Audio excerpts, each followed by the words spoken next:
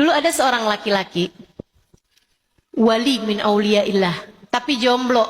Nih, dari tadi kan yang saya ceritain urusan suami istri nih bagiannya jomblo nih ya, yang belum nikah.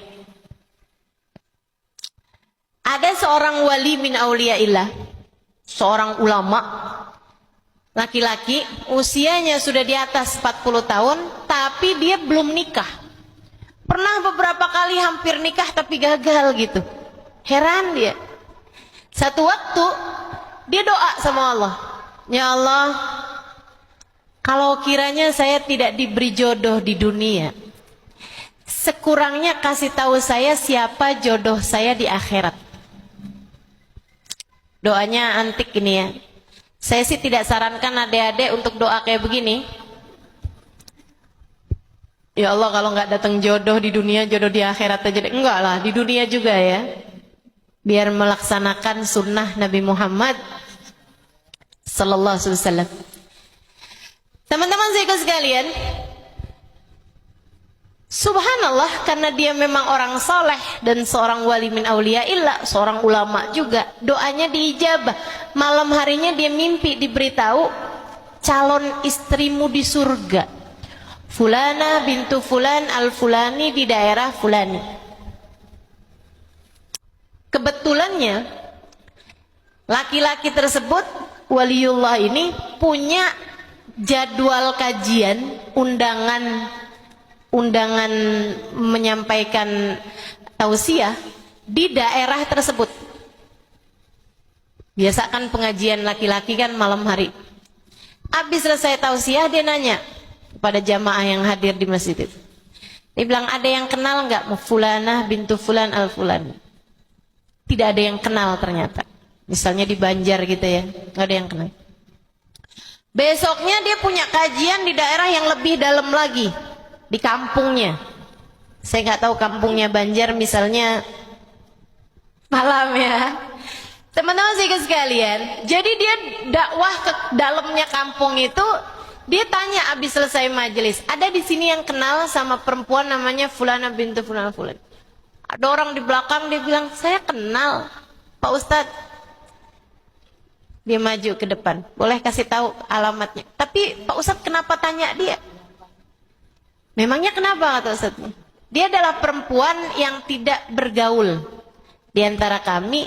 Dia tinggal bersama kambing-kambingnya, menggembala kambing di atas lereng bukit.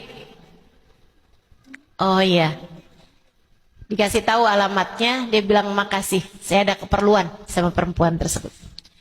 Besok paginya dia pergi ke daerah kampung itu.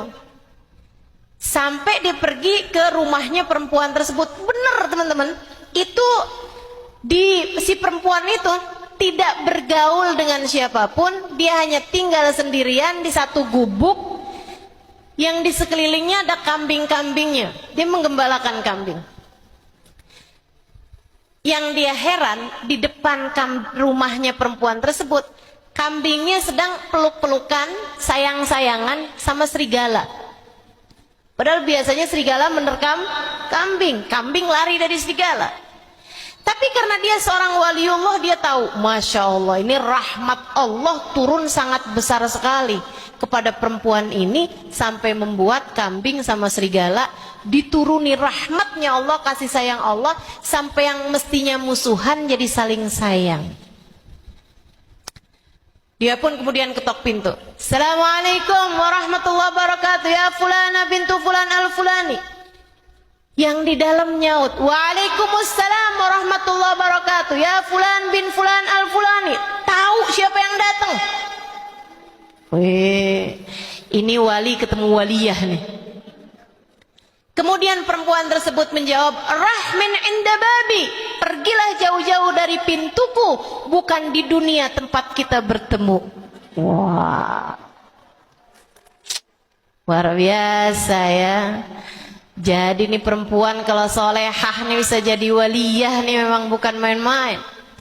Kata laki-laki tersebut, baik, saya akan pergi dari pintumu ini. Saya hanya ingin tahu amal ibadah apa yang diterima oleh Allah darimu, sehingga membuat rahmat turun begitu banyak terhadapmu sampai membuat kambing sama serigala sayang-sayangan di depan pintumu itu.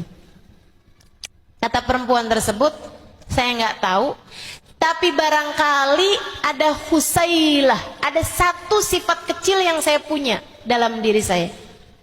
Apa itu? Dengerin nih.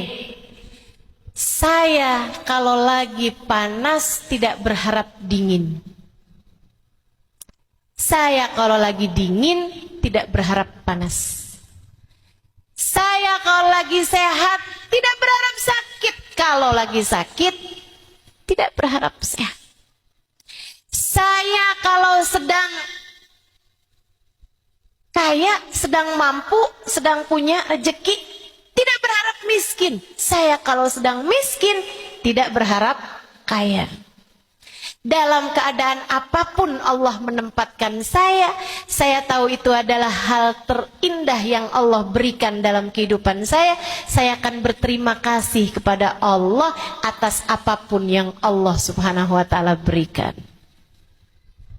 Kata laki-laki ini, innaha laysat husailah, innaha khoslah kabirah la yu'tiha Allah illa lal ahbab. Itu bukanlah sifat kecil, itu adalah sifat besar yang tidak akan Allah berikan kecuali kepada hamba-hambanya yang tercinta.